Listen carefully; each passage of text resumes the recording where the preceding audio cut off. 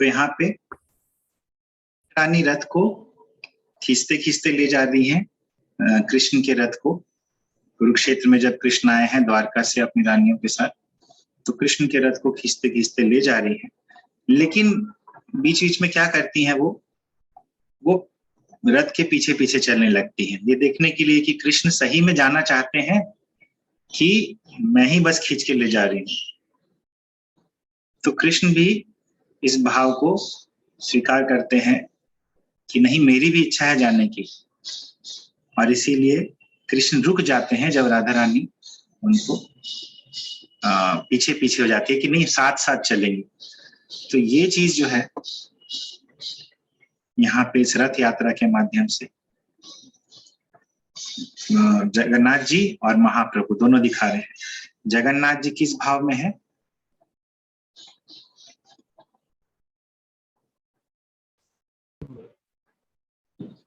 जगन्नाथ जी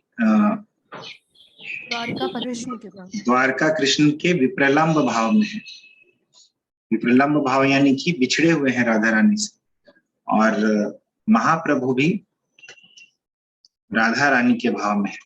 तो प्रभु दो चीजें जो है राधा रानी का अंगीकार करके आए थे। कौन सी दो चीजें?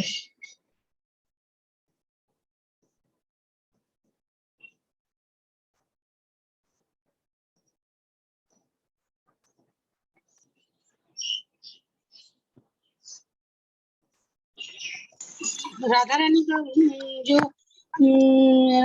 का जो माधुर्य, कृष्ण का प्रति जो माधुर्य प्रेम आस्वादन करने के लिए। दूसरा दूसरा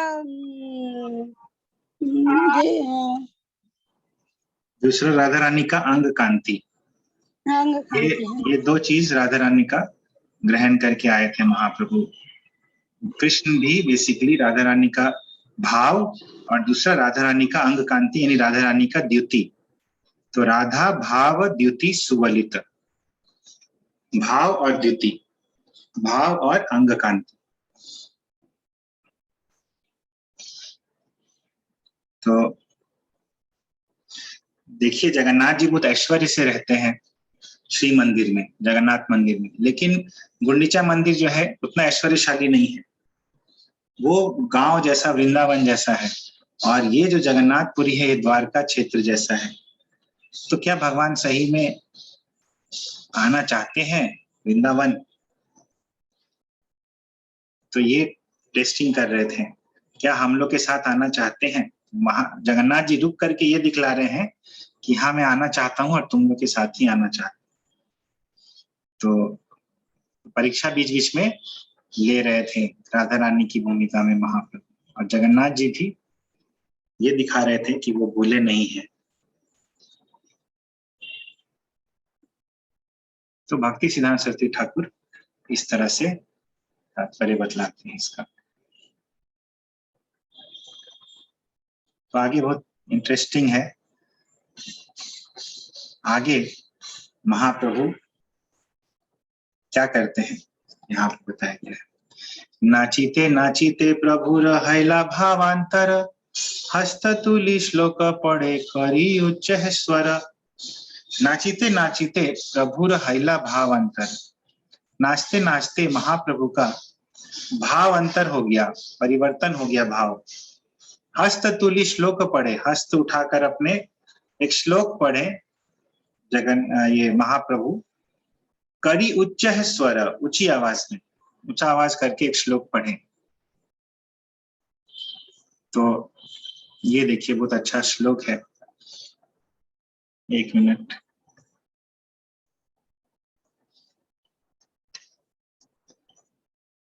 हाँ रिपीट कीजिएगा। यह कौमार हरः स एव हि वरस, ता एव चैत्र क्षपास। यह कौमार हरस एव हि वरस्तेव चैत्र क्षपास। केचोन्मीलितमालती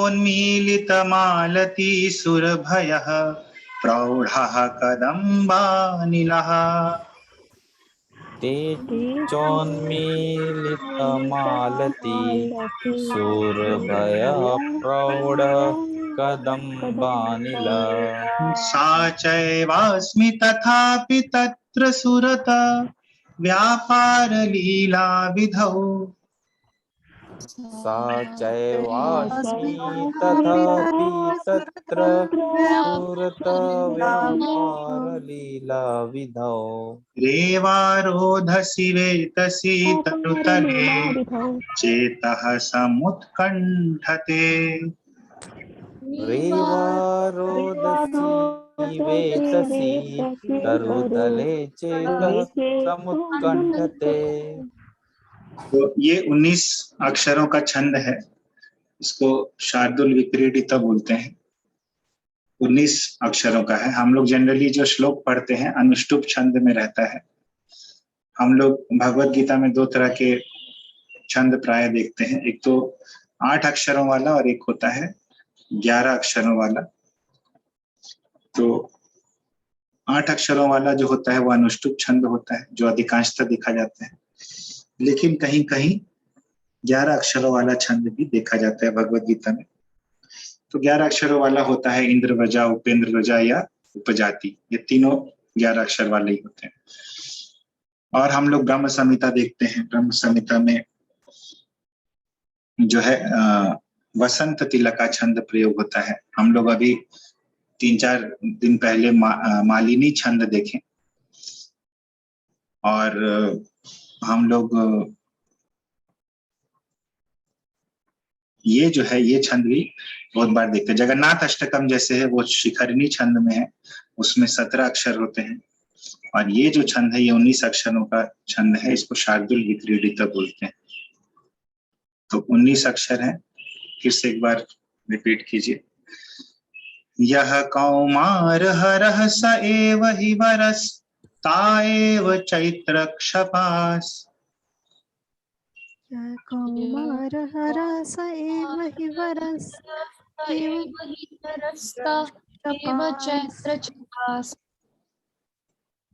ते चोन्मीलितमालती सुरभयः प्रौढः कदम्बानिलः। ते चोन्मीलितमालती सुरभया प्रौढा कदम्बानिला।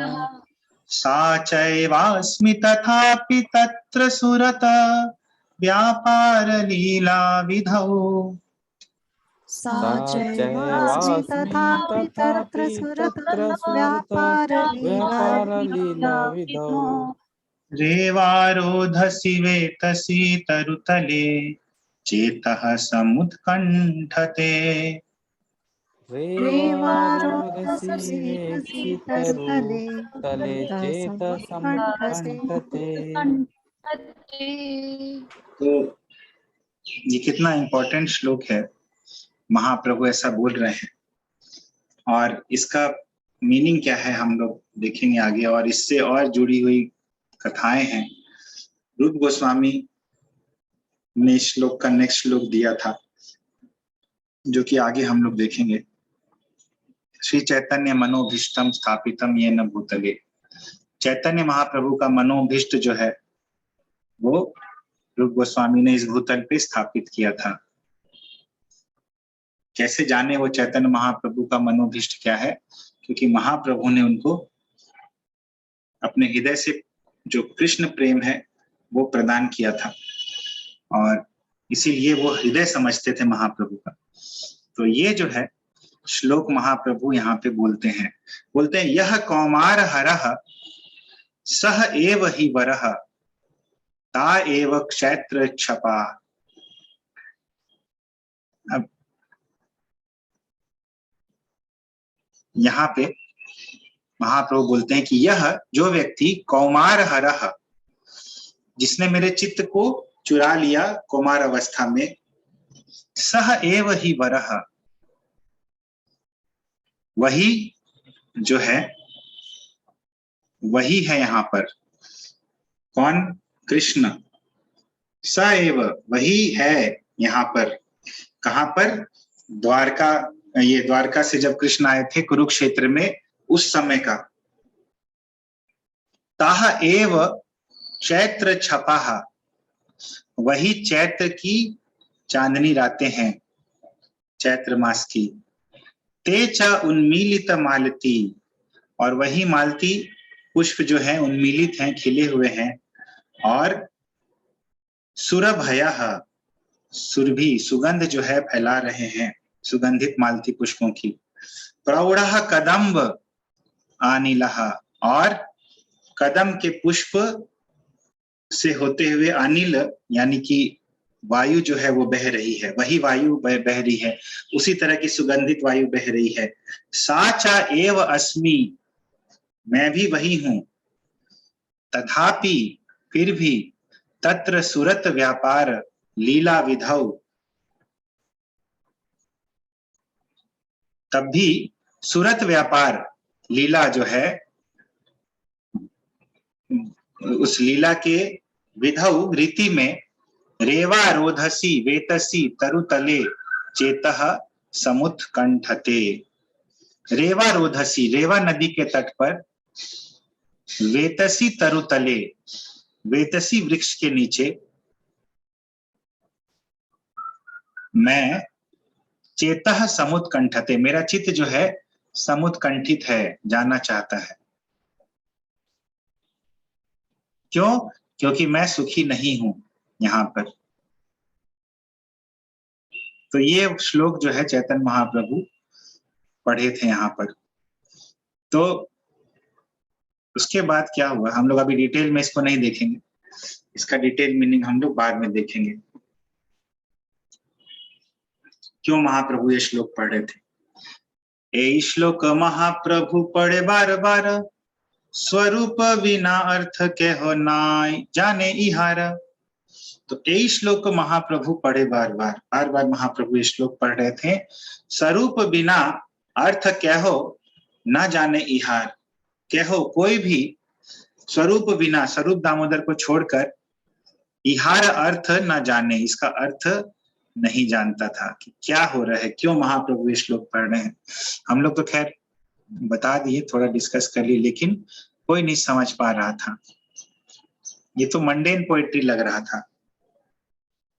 ए श्लोकार्थ पूर्वे करियाछि व्याख्यान, श्लोकेर भावार्थ करी संक्षेपे आख्यान।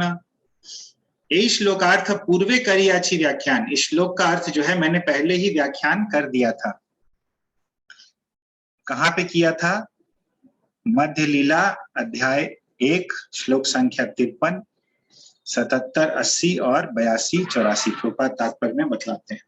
श्लोकेर भावार्थ करी संक्षेपे आख्यान, श्लोक का भावार्थ जो है संक्षेप में अभी मैं बताता हूँ। देखिए संक्षेप में बहुत अच्छे से बताए हैं क्या मतलब हुआ महाप्रभु के श्लोक का। पूर्वे जय छे कुरुक्षेत्र सब गोपीगण, कृष्णेर दर्शन पाया आनंदित मन।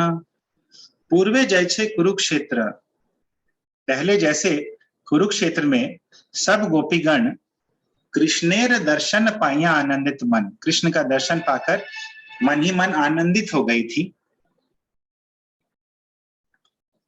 जगन्नाथ देखी प्रभुर से भाव उठिला, सही भावाविष्ट हैया धुया गाओ याइला। तो जगन्नाथ को देखकर प्रभु जगन्नाथ को देखकर से भाव उठिला, वही भाव फिर से उठ गया। सही भावाविष्ट हैया धुया गाओ याइला, वही भाव आविष्ट होकर ये जो टेक है ये गाने लगे।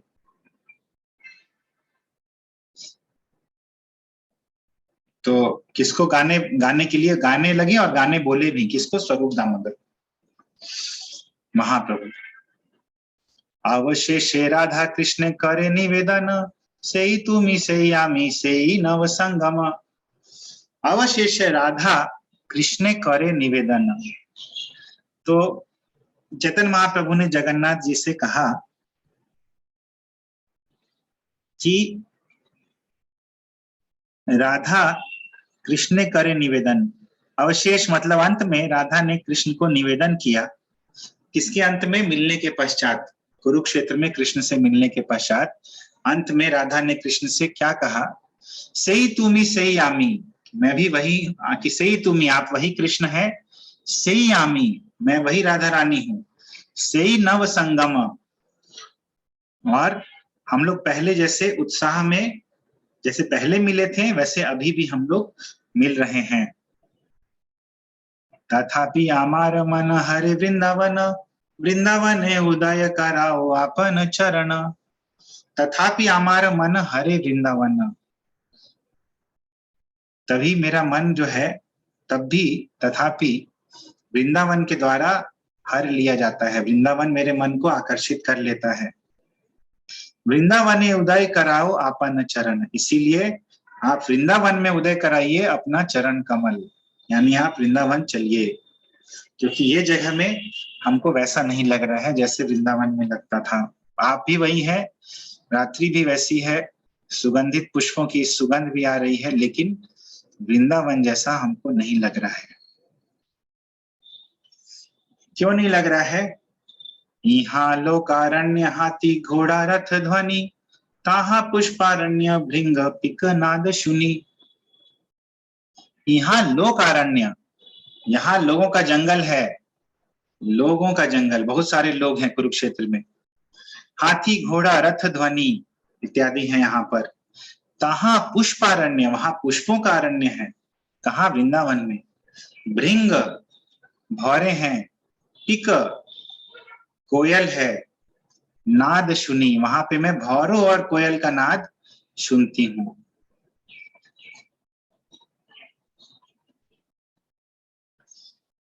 और कारण बता रही है राधा रानी, यहाँ राजवेश संगे सब क्षत्रिय गण, ताहा गोप वेश संगे मुरली वादन।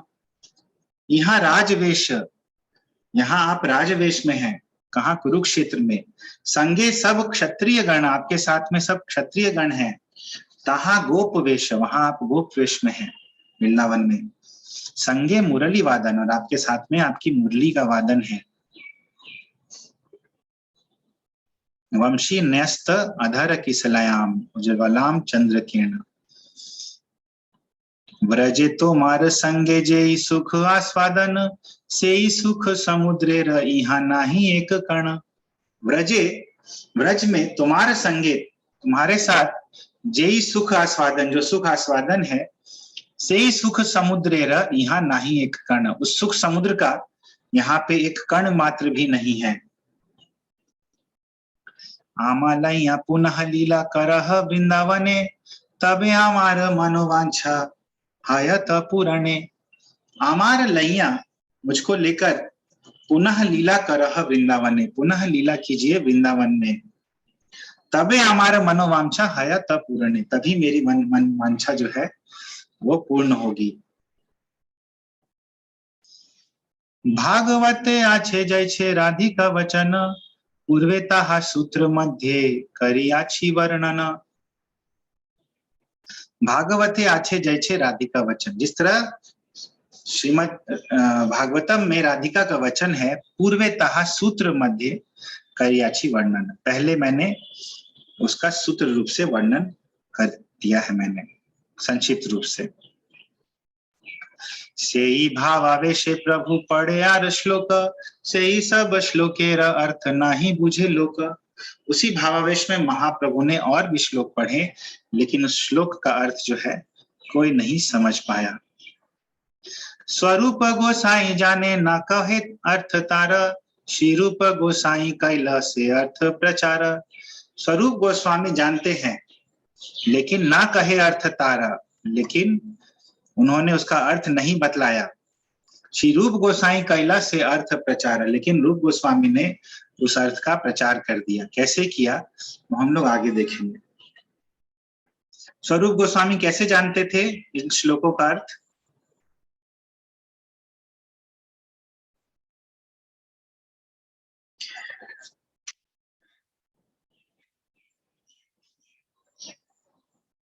क्योंकि वो ललिता थे और वो राधा रानी के बेस्ट फ्रेंड थे। हाँ राइट, क्योंकि वो ललिता सखी हैं, अपनी सखी के मर्म को वो जानती हैं, तो इसीलिए स्वरूप गोस्वामी, स्वरूप दामोदर गोस्वामी जानते थे। स्वरूप दामोदर स्वरूप संगे जार अर्थ करे आस्वादन, नित्य मध्य से श्लोक करे न पठन। स्वरूप संगे जार अर्थ करे आस्वादन, स्वरूप के संग उसके अर्थ का आस्वादन किया, नित्य मध्य से श्लोक करे न पठन, और नित्य के मध्य में उस श्लोक का पठन करना शुरू कर दिया। कौन से श्लोक का आगे देखेंगे।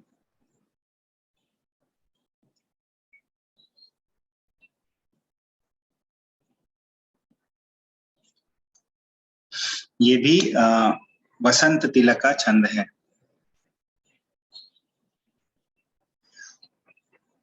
आहुश्च ते नलिनानाभ पदारविन्दम्,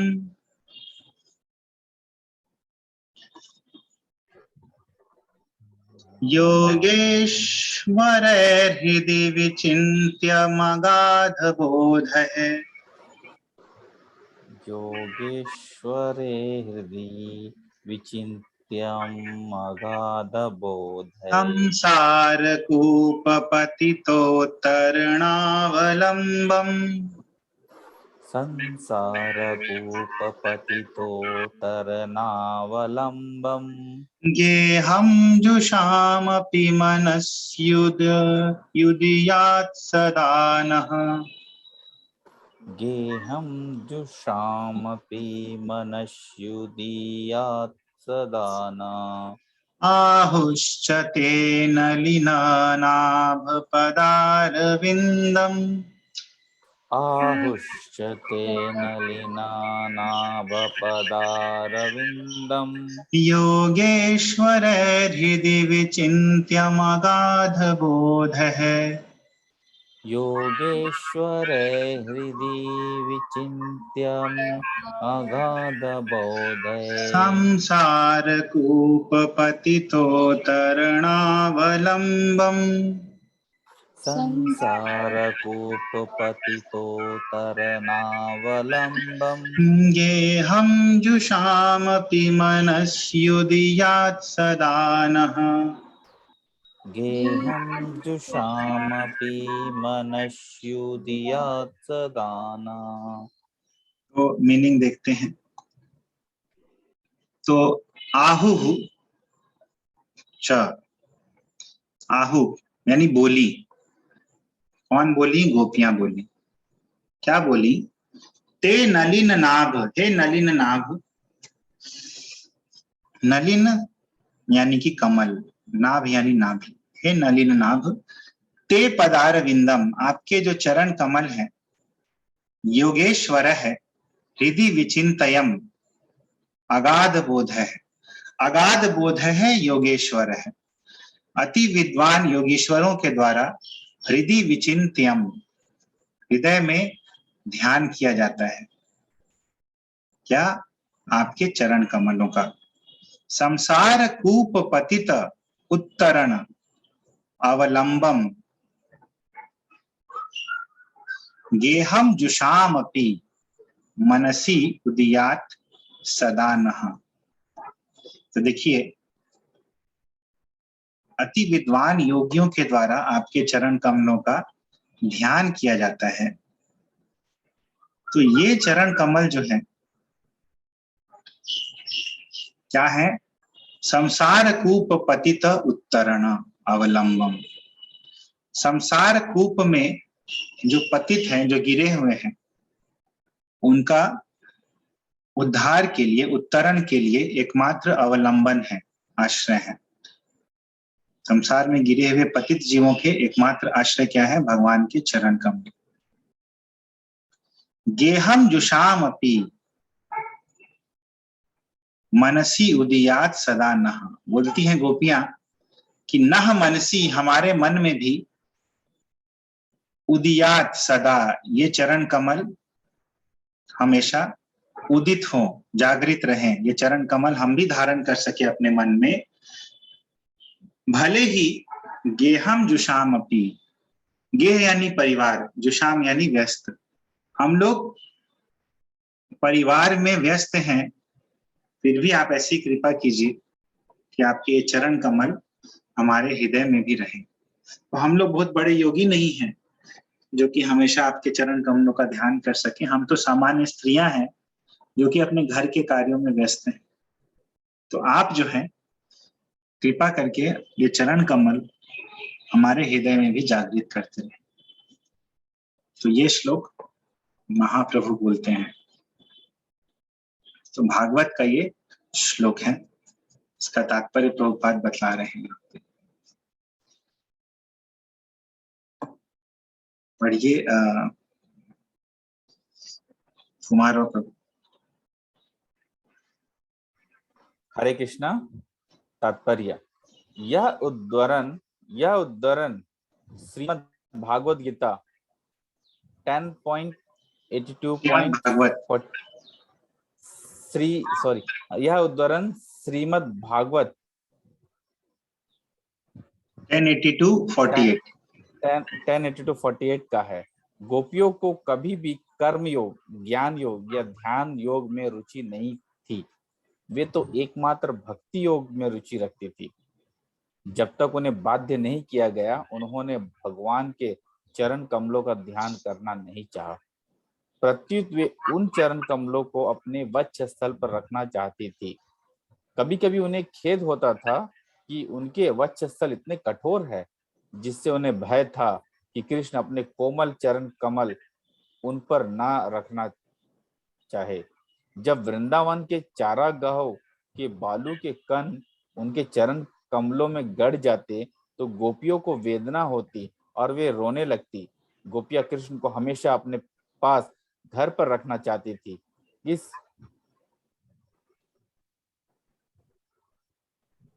थोड़ा ऊपर कीजिए।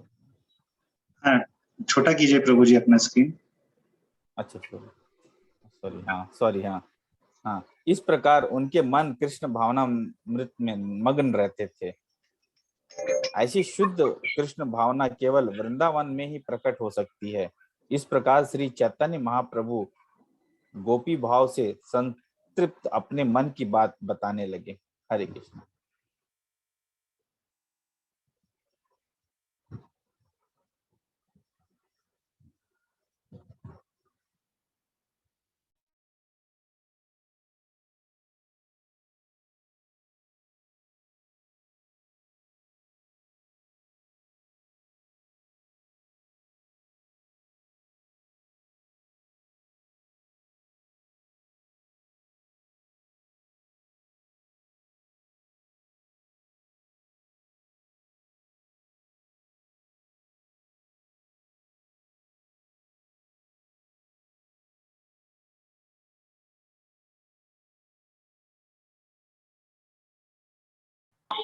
हाँ, हरे कृष्ण।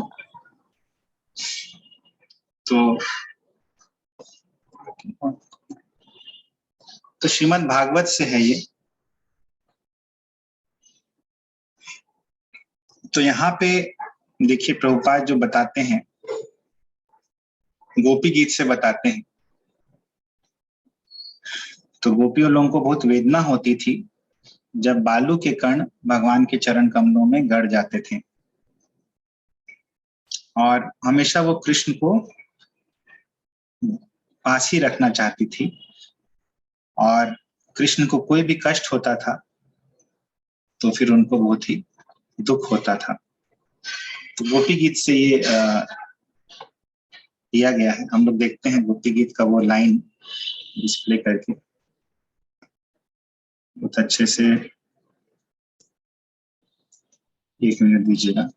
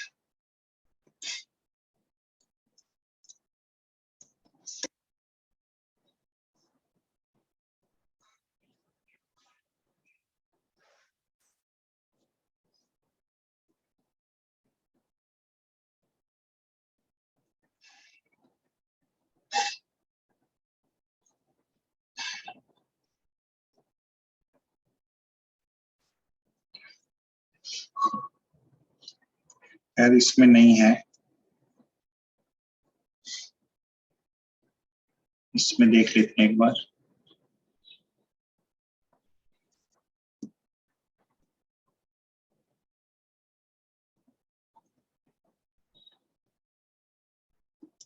नहीं, हम लोग इसमें नहीं है, 1 मिनट दीजिए, हम भागवत में देखते हैं।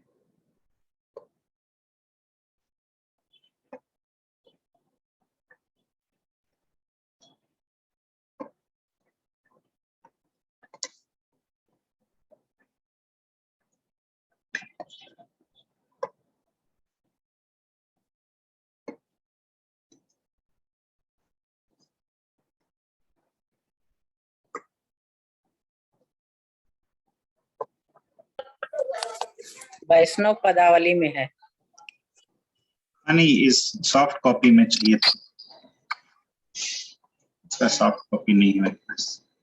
हाँ देखिए, यहाँ पे गोपी गीत है, ये आता है भागवत के 10वें स्कंद 31वें अध्याय में, 31 चैप्टर। तो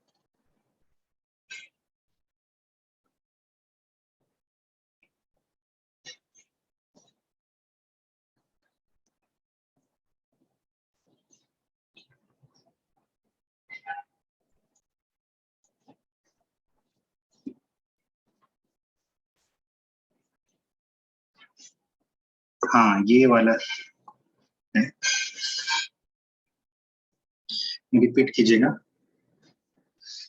चलसि यद् प्रजा चारयन् पशून् नलिन सुंदरम नाथ ते पदम। चलसि चलसि प्रजा चारयन् पशून् नलिन सुंदरम नाथ ते सीदति लीलतां मनः कान्त गच्छति।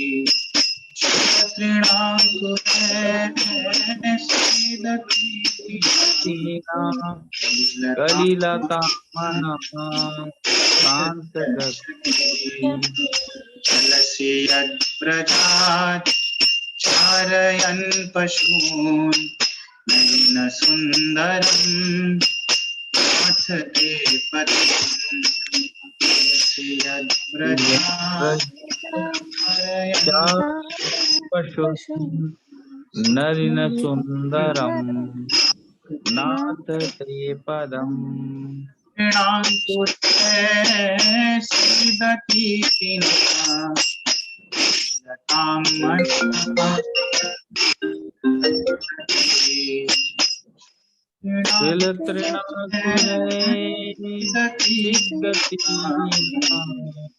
कलिलिता मनः कांत गच्छति।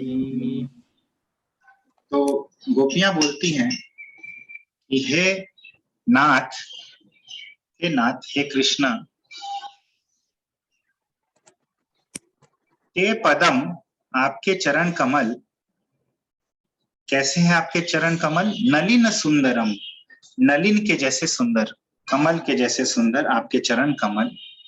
यद, जब, व्रजात पशून चारयन चलसी, तो जब आप जो है व्रज से पशुओं को चराने जाते हो, पशून चारयन चलसी, जब आप व्रज से पशुओं को चराने जाते हो तो आपके, हे नाथ, आपके ये जो सुंदर नलिन जैसे सुंदर चरण कमल हैं, शील तृण अंकुरः सीदति, शील यानी कि कंकड़, तृण यानी कि घास, जो नुकीले घास होते हैं, और अंकुर यानी अंकुरित पौधे जो होते हैं। तो इन तीनों से, इन इस तरह की चीजों से आपके चरण कमल सीदति, पीड़ा का अनुभव करते हैं। और इस प्रकार जब आपके चरणों को पीड़ा होती है शील से, तृण से, अंकुरों से, तो हे नाथ, नह मनः, इस प्रकार सोचकर, इति इस प्रकार सोचकर, नह मन हमारा मन जो है, हमारे मन जो है, हे कांत, हे प्रिय, कलिलताम गच्छति, बेचैनी का अनुभव करने लगते हैं। तो ये गोपियां कह रही हैं भगवान से। तो